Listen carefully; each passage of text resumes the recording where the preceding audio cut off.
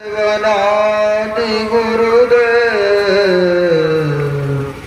अनंत गुरुदेव अखिल गुरुदेव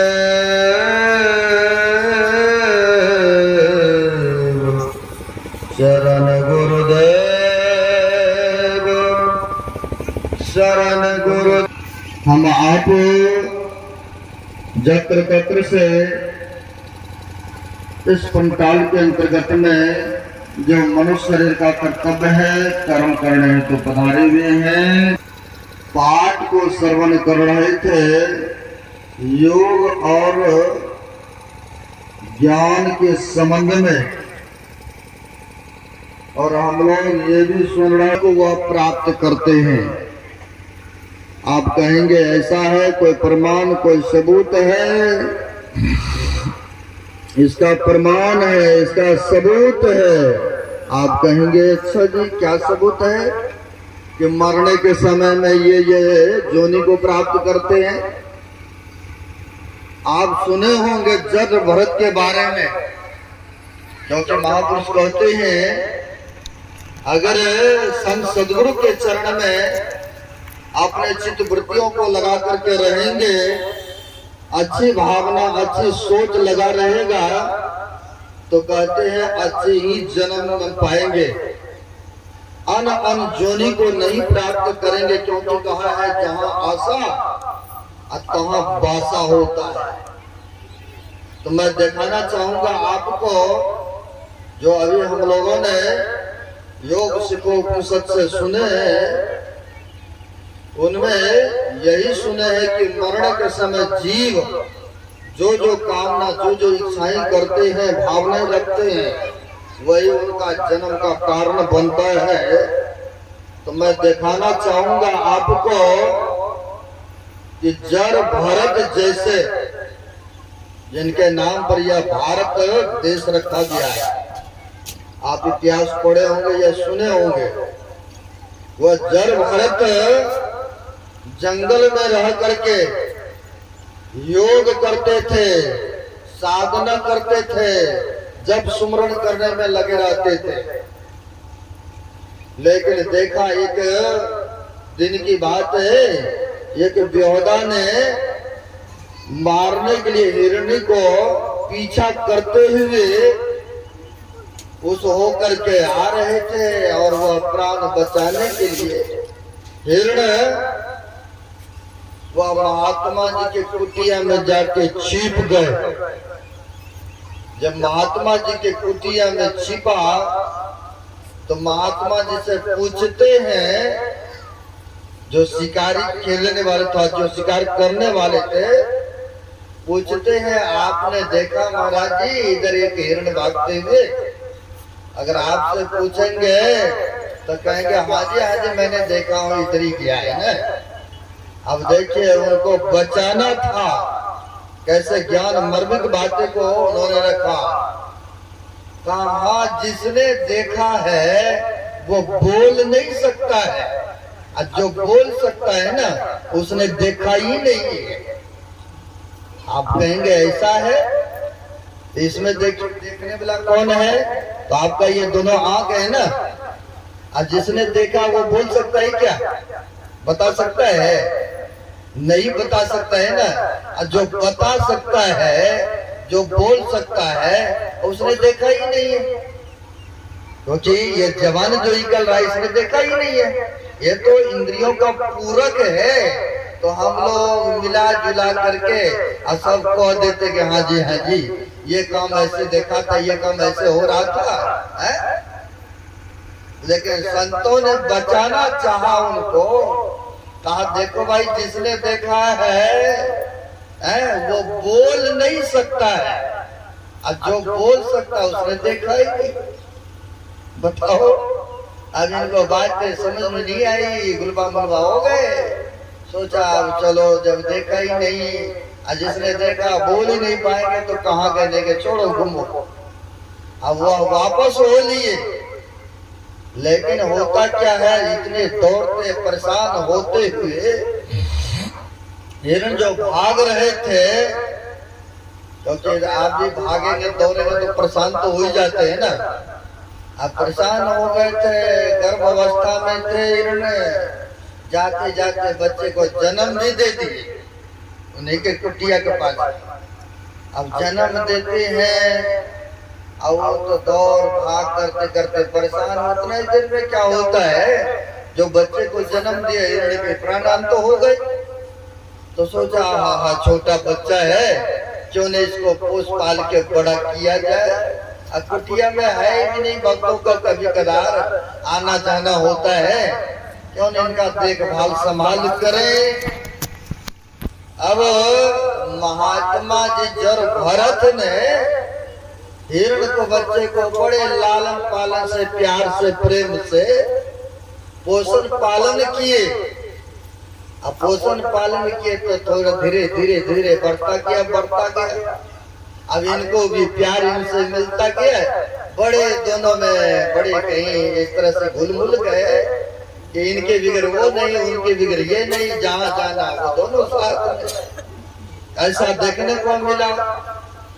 होता क्या शरीर है, जर भरत का भी तो शरीर ही था ना।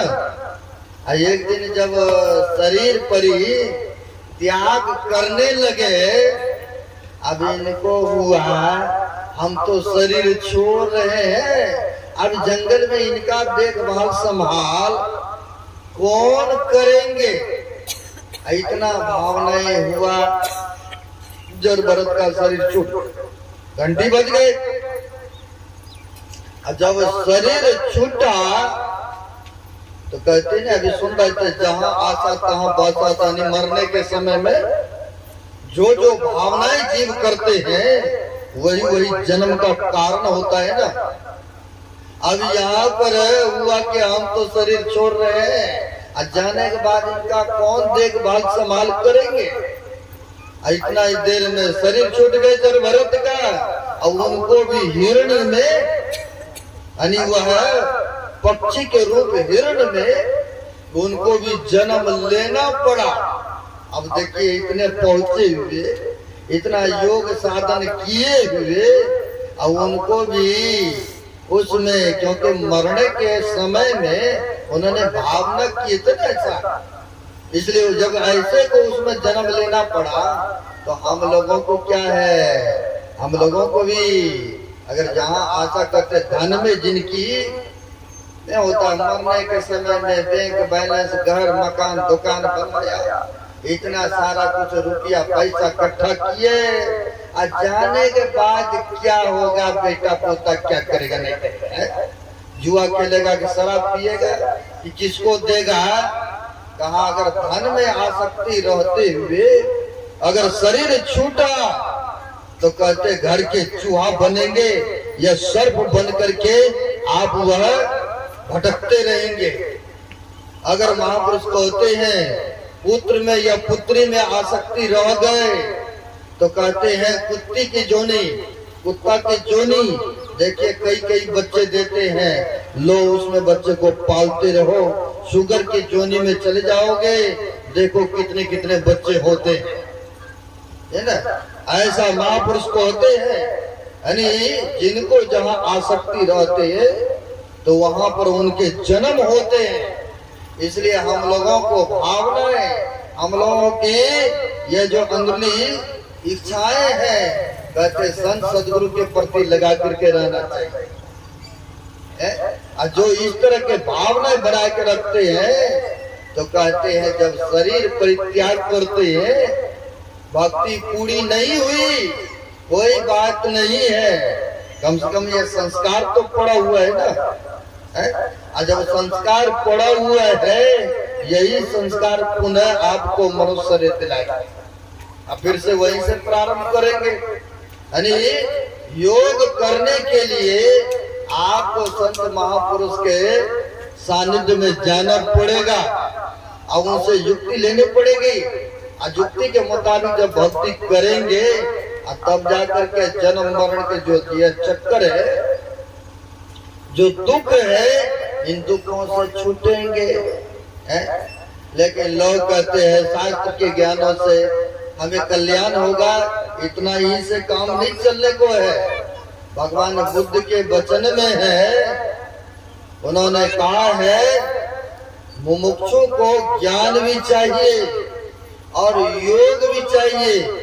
कहा ज्ञान बिना ध्यान नहीं और ध्यान बिना ज्ञान नहीं।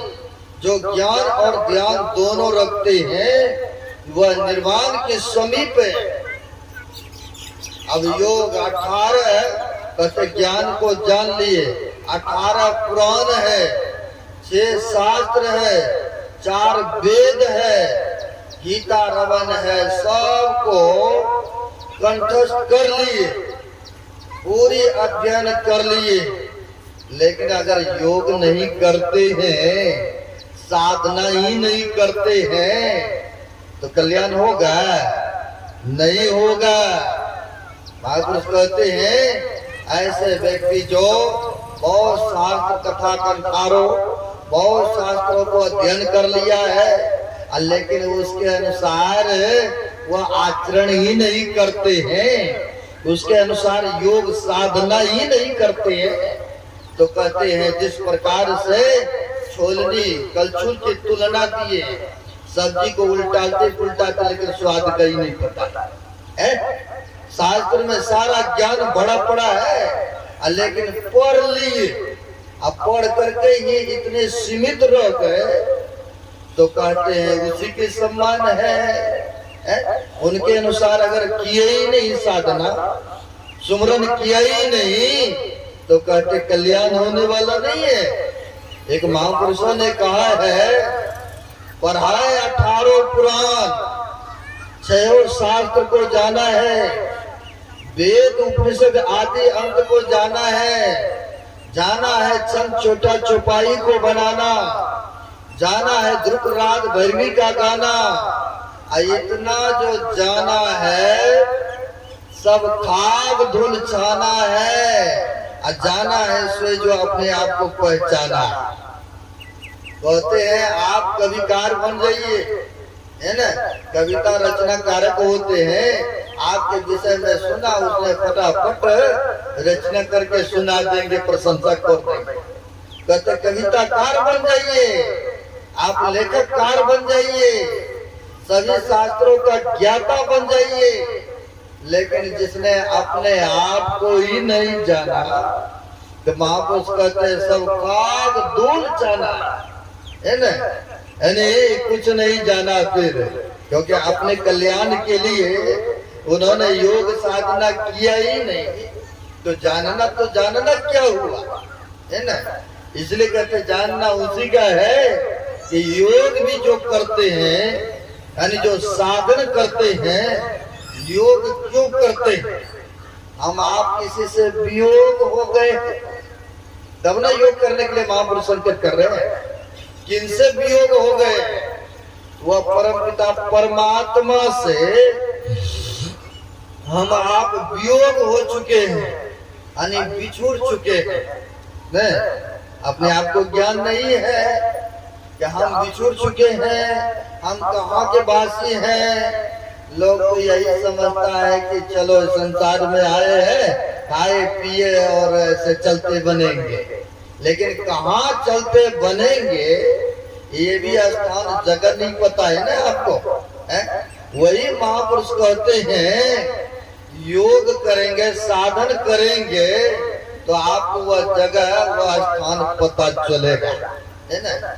हम आप उस परमात्मा से वियोग हो चुके हैं, यानी बिछुड़ चुके हैं, और उसी के लिए संत महापुरुष समय समय पर इस संसार में आते हैं चेताने के लिए, रास्ता बताने के लिए। हे मनुष्यों, संत सदगुरु संत महापुरुषों से वह युक्ति जान करके योग साधन करो, और तब उस परम पिता परमात्मा जो बिछड़े हैं उनसे जाके मिलेंगे। जैसे मेला में बच्चा माँ बाप लेकर के बच्चे को भी जाते हैं, और लेकर के गए मेला में, और कहीं माँ बाप के हाथ से उंगली बच्चा का छूट गए, अब मेला धारक ने पकड़ के ले आया स्टेज पर, उनको बढ़िया बढ़िया खाना दे रहा, बढ़िया बढ़िया खिलौने दे रहा, फिर भी बच्चा चुप नहीं होते हैं। क्यों? क्योंकि वह माँ बाप से जो परिचित था, उनका अपनापन था, उनसे वह बिछुड़ चुका है ना, उनसे अलग हो चुका है ना। इसीलिए उनको बढ़िया से बढ़िया खाना पीना खिलौना भी पसंद नहीं पड़ता है। तो क्या होता है, खोजते ढूंढते उनके माँ बाप वहां पहुंच जाते हैं। तो क्या करते हैं, सारा खिलौना को एक पास से फेंक करके दौड़ करके गोद में चला है। तो जैसे गोद में गया, माँ बाप को भी सुकून मिला, आनंद मिला। अब बच्चे को तो खुशी का कोई ठिकाना ही नहीं रहा, क्योंकि अपनापन था ना, वहां पर पहचान लिया। तो जाकर के उनसे मिलते हैं। उसी प्रकार से हम आप भी उस परमात्मा मालिक से बिछुड़ चुके हैं। कहते हमारे गुरु महाराज ने, जीवो परम पिता निज चिन्हो, कहते संतन हितकारी। वह परम पिता, एक पिता तो जन्मदाता पिता है, लेकिन दूसरा वह सबका जो पिता है, जिसको कहते हैं परम पिता परमात्मा। उन परम पिता परमात्मा को जानने के वास्ते आपको योग करना पड़ेगा। यानी साधन सुमरन जप आपको करना होगा। इसी के द्वारा तब जान सकते हैं। योग के भेद भी जान लिए, युक्ति भी ले लिए। अगर करवे नहीं करेंगे तो जान पाएंगे कभी? अभी अंतिम भाग में, चतुर्थ भाग में हम लोग गुरुदेव की वाणी को सुने हैं।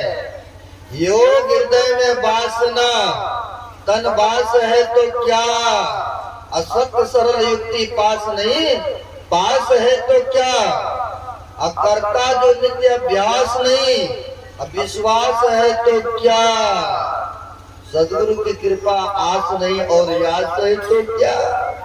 कहते हैं अगर युक्ति जान भी लिए, अगर अभ्यास ही नहीं करेंगे, विश्वास ही नहीं रहेगा, तो कभी प्राप्त कर सकेंगे? कहते कभी भी नहीं प्राप्त होगा। इसलिए कहते विश्वास कीजिए और उस पथ पर चलिए, तब जाके कहीं योग में प्रतिष्ठित होंगे। तब वह जो परमपिता परमात्मा से हम आप वियोग हो गए हैं। पहले कहा थे सत्संग योग भाग चतुर्थ को पढ़ेंगे तो गुरु महाराज ने कहा है, पहले हम आप निःशब्द में थे, परमपिता परमात्मा के धाम में थे। कैसे? जैसे उदाहरण में समुद्र में कोई ढेर लहर नहीं उठते, ऐसा महापर्यंत सागर है जहाँ पर के कोई लहर, कोई ढेर, कोई तरंग नहीं है। प्रशांत सागर, उस सागर में थे। उदाहरण में दिए प्रशांत महासागर का।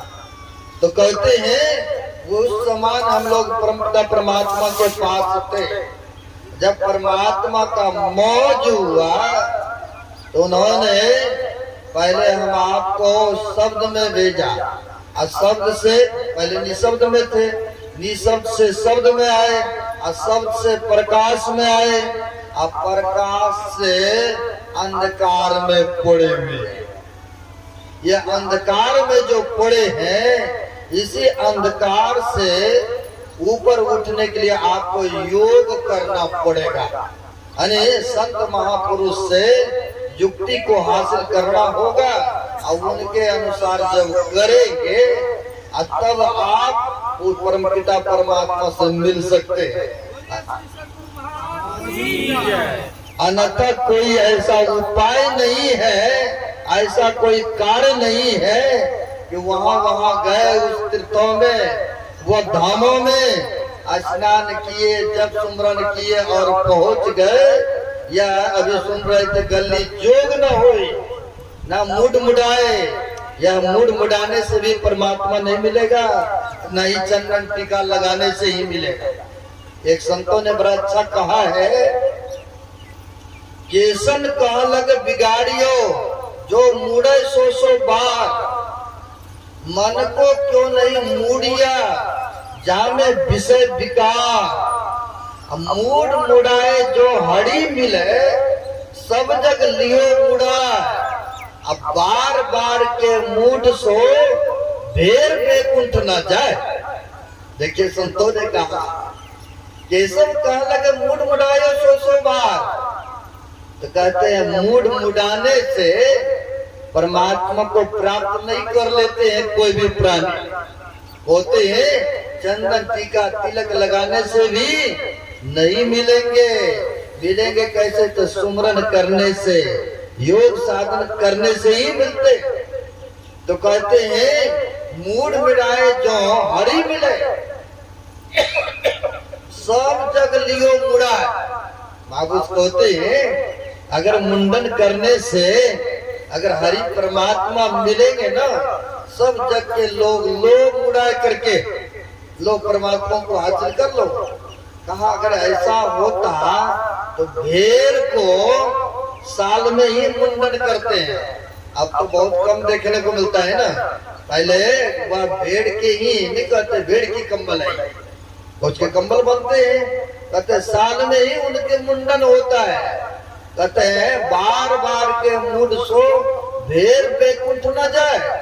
कहते बार बार के उनको मुड़ने से तो कहते सीधी बैकुंठ में भेड़ को चले जाना चाहिए था ना, लेकिन ऐसा नहीं होता है। महापुरुष कहते हैं आपको योग करना होगा, साधन करना पड़ेगा संत महापुरुषों से जान करके। बाहर जाने की कहीं आवश्यकता नहीं है। आप चाहे घर में है, परिवार में है, असत को पकड़े रहिए, सत पर चलिए, देखिए आपको पर्याप्त होगा। बहुत ऐसा महापुरुष हुए।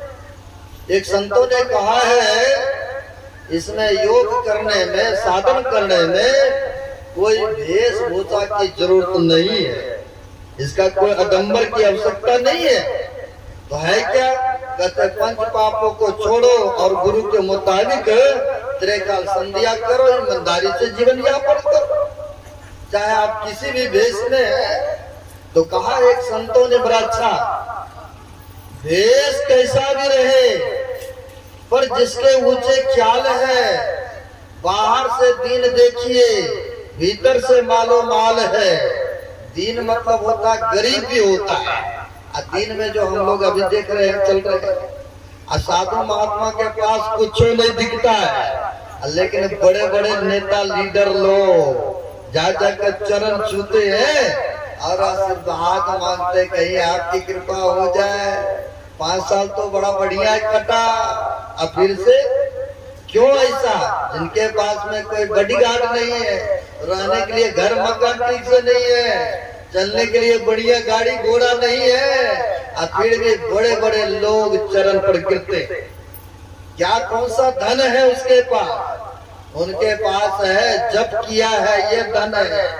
सदाचार का पालन किया है, जीवन में झूठ फूट ये वो से वर्जित है, और जब सुमरण किए हैं, ध्यान किए हैं, इसीलिए वह धन है, उनका पूंजी है, इसीलिए वह धनी है। तो वही कहते हैं कि भेष कैसा भी रहे पर जिसके ऊंचे ख्याल है। अब बाहर से दीन देखिए, भीतर से मालो माल है। कोई कहते भिक्षु है, कोई कहे कंगाल है, पर पहने हुए गुदरी का लाल है ना। देखने में भलो लगता है कि इसके पास कुछ नहीं है भाई, जब उनके पास रहेंगे सानिध्य में तब पता चलेगा कि नहीं ये तो भीतर से मालो मालो भाई।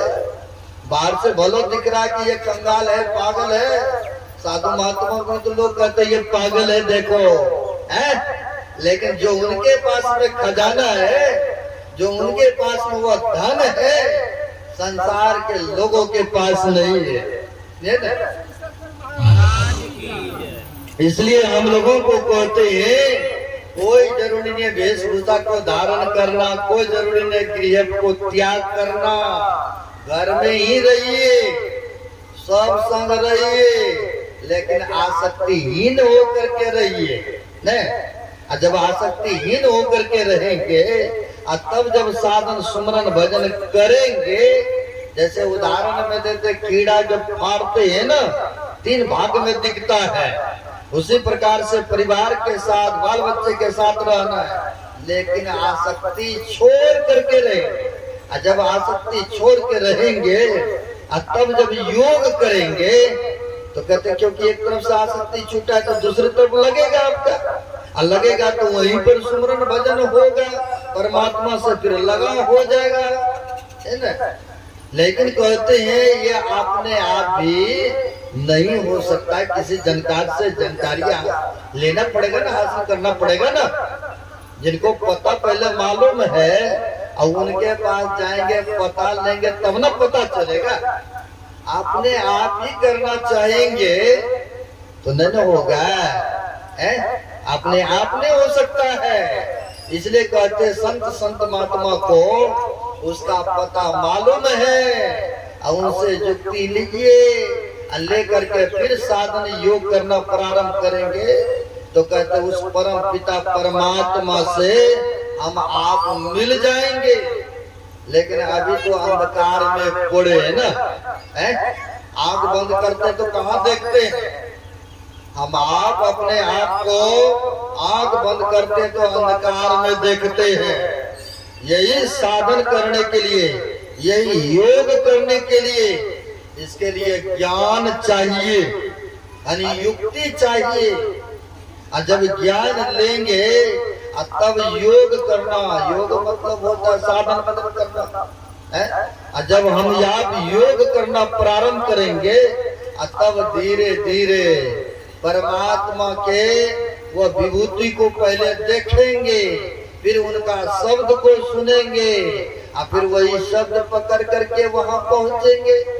तब क्या होगा, कहते जैसे नाली का पानी है ना, और उनको कहीं गंगा जी में जाने की रास्ता मिल जाए तो वह गंदे नाली का पानी नहीं कहलाएंगे, वो भी एक गंगा जी का ही पानी स्वच्छ और निर्मल पानी कहलाने लग जाते हैं।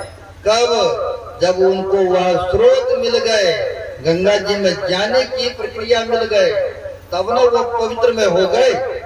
उसी प्रकार से हम आप भी साधन भजन सुमरन करेंगे तो कहते उस परमात्मा में मिल जाएंगे, उनको पहचान लेंगे, और जब पहचानेंगे तो जन्म मरण का जो दूसरा दुख है, यह जन्म लेना और मृत्यु को प्राप्त करना, सबसे बड़ा दुख तो इसी को कहा है गुरु महाराज ने, आवागम सम दुख दूजा है नहीं जग में कोई। इसके निवारण के लिए क्या करना है, प्रभु भक्ति करनी चाहिए, योग करना पड़ेगा। तो ये तो नहीं कहा कि वो धामों में तीर्थों में जाओ और तुम्हारा कल्याण हो जाएगा, ऐसा नहीं कहा महापुरुषों ने। कहा कहीं जाने की जरूरत नहीं है, असंतों से युक्ति लीजिए और बैठ करके आप सुमरन भजन करना प्रारंभ कीजिए। और जब प्रारंभ करेंगे तो आहिस्ते आहिस्ते पहुंच जाएंगे, और जब वहां पहुंचेंगे तो कहते जानत तुम्हें हो जाए, द्वंद और द्वैत रहे नहीं कोई। जब जान लेंगे तो कहते उनसे भिन्न नहीं रहेंगे, स्वयं वही हो जाएंगे। इसलिए यह संत मत के मंच से ज्ञान को भी प्राप्त कराते हैं और योग साधना के बातें भी कहा जाता है। इसलिए अभी सुने हम लोग योग सुखोपनिषद से, ज्ञान बिंदु से हम लोग ऐसी भावना, ऐसी इच्छाएं बना करके रखें ताकि हमारी भावना संत महापुरुष में लग करके रहेगा।